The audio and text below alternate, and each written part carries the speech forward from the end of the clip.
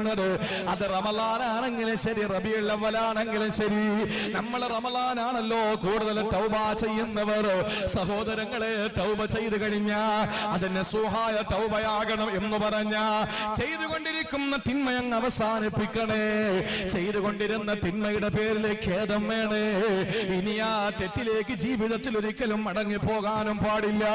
സഹോദരങ്ങളെ, അങ്ങനെ തന്നെ സുഹായ തൗബ ചെയ്താൽ, അങ്ങനെ തന്നെ സുഹായ തൗബ ഞാനും നിങ്ങളും നിർവഹിച്ച സഹോദരങ്ങളെ പറയപ്പെടുന്നു ഏറ്റവും നല്ല മാസമതാണ്,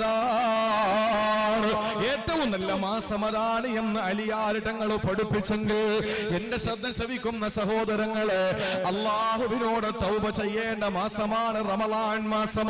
ഈ ശഅബാൻ മാസത്തിന്റെ ദിവസങ്ങൾ, ഇനിയുള്ള വിരളമായ ദിവസങ്ങൾ എണ്ണി തിട്ടപ്പെടുത്തി കഴിഞ്ഞാൽ രാത്രി നമ്മൾ ഓരോരുത്തരും പ്രതീക്ഷയോടെ കാത്തിരിക്കും. പിറകണ്ടോ